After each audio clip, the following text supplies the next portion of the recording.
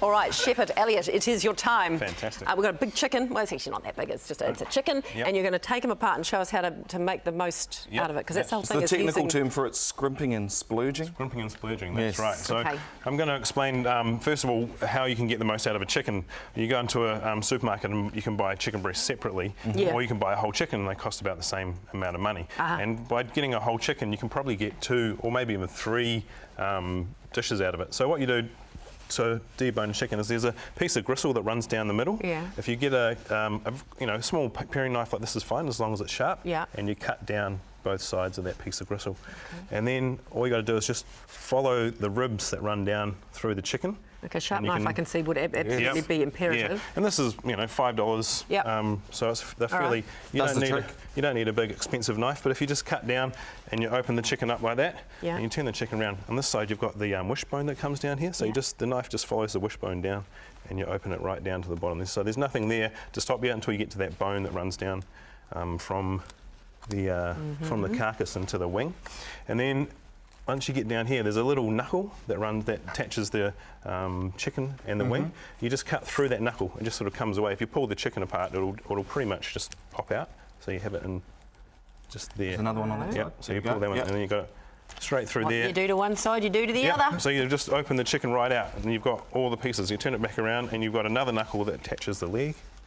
And if you find that knuckle, which just runs, there's a little bone that runs down the side here, so you run the thing, and there's your knuckle there. Did you just say that basically by going to the supermarket and buying just the breast, you would spend the same amount of money as you do on the whole, bird, and yet you get 3 times the amount. Exactly. Well, And then what you can do is you've got a carcass here, which is just skin. There's a few little bits and pieces here, but that makes a beautiful stock. So you can get that in a pot of water straight away. And what else do you add to that? Just some onions and bits and pieces, so what I'd like to do is I like to just cook it with a little bit of salt for about 2 hours by itself. And then for the last half an hour, put some carrots and some celery and a little bit of thyme or garlic or whatever you got on hand. Nice. Yeah. So from there, you've got this piece, which is, you got the different cuts. So you cut your leg off, and then if you run your finger down, you can find where the joint, there's a little bit in there, and you just pretty much just run the knife through that joint. Is that your thigh? Yep, that's the thigh. Yeah. And then from there you can debone that thigh out if you want, or you can leave it like that.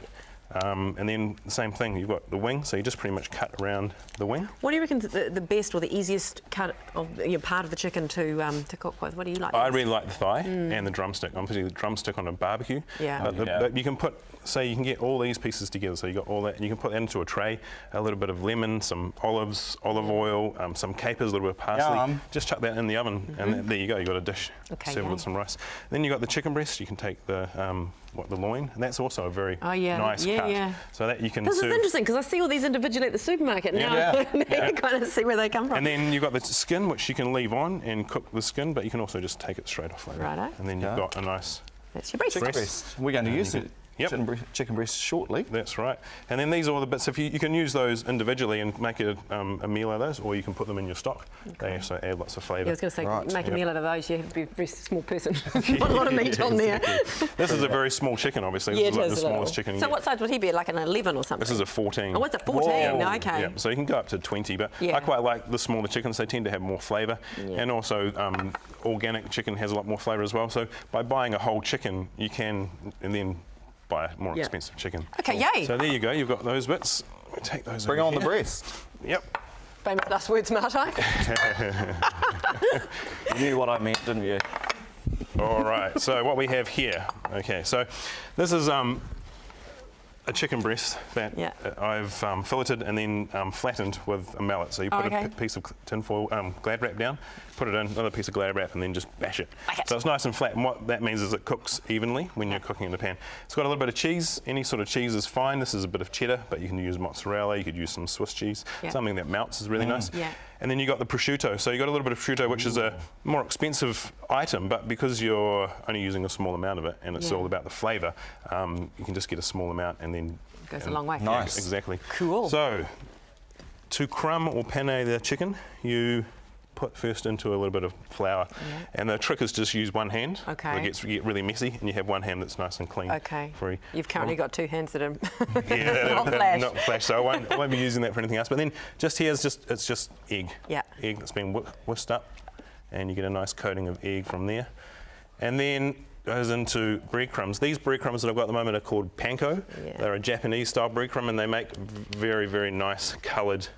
When you fry it, it gets a very nice colouring on it. We should get this going. Yeah, shouldn't jumping we? onto that one. I think it's this one here. That one. And also, what you could do with these breadcrumbs is you can add flavours to them. So you can add parsley, you could add lemon, anything that you kind of want. And you can also do this to a piece of fish, or this, schnitzel, obviously. What are your top tips for making things go a little bit further? I would imagine you cook from scratch, and that's probably... Yeah, exactly. So we try and at Tikaka, and where I'm from, Wellington, we try and do everything from scratch and in season. Yeah. So at the moment there's lots of feijoas and there's tamarillos, there's quinces. Yeah. So we've been getting in boxes and boxes of quinces, and then we poach them all and pottle them and keep them for the rest of the year. And you can do the same thing with pickling things or making sauces, and it's using whatever ingredients you've got in season. And using a bit of time is what it is. Yeah. Not everything's convenient and out of a packet, eh? Yeah. No, exactly. Let me just take that off. I think that's up to a nice temperature now. Yep. So we'll just get a little bit of oil in here. Yep. There we go. And we'll put that in. And you're going to serve this with a little salad. Yep. Can you put that together for us? Yeah, sure. It's a nice simple salad too. Yep. It's very simple. So what we've got here is Jerusalem artichokes. So Jerusalem artichokes are just going into season now, and they're a beautiful product. That's what they look like raw, and if you peel them like that, cut them up. Like ginger. What did you say? Yeah, it was? I thought it Jerusalem artichoke. God, So have a smell of that. It's like caramel. It smells like. wow. There's heaps of sugar in Jerusalem artichokes. Never heard of them. giant That's so cool. Giant's couscous. So it's a bigger version of couscous. Yep. It's very easy to cook. You can check out the recipe. Yeah, we will have that on our And website. We've got some parsley. I've got a little bit of whole parsley, a little bit of chopped parsley. And then as a dressing, we've got some nice, beautiful olive oil, virgin olive oil, and a little bit of balsamic.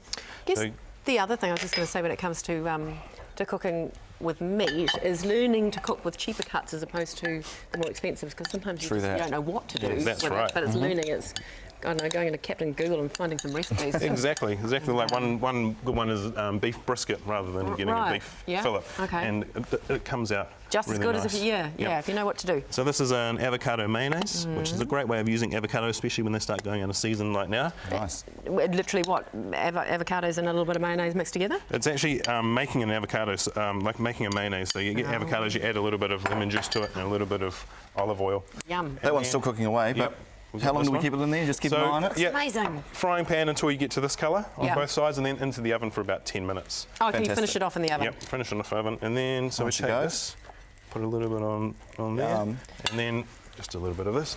It's a nice garnish on top. Look at that. And there we go. That looks divine. It And then so does. a piece of lemon. Especially because you know what's in that chicken. The bacon, the brisket, that thing that starts with P, I can't even say it. Never can. Oh, there we go. Sorry. Fantastic Lovely. stuff. What a great start to the day. Thank you so much, No Shepherd. worries. Very Yeah, cool pleasure. indeed. Great. Yeah, lots of good info too, eh? Thanks a lot. And for more Scrimp and Splurge tips, check out the CommonCents link up on our website.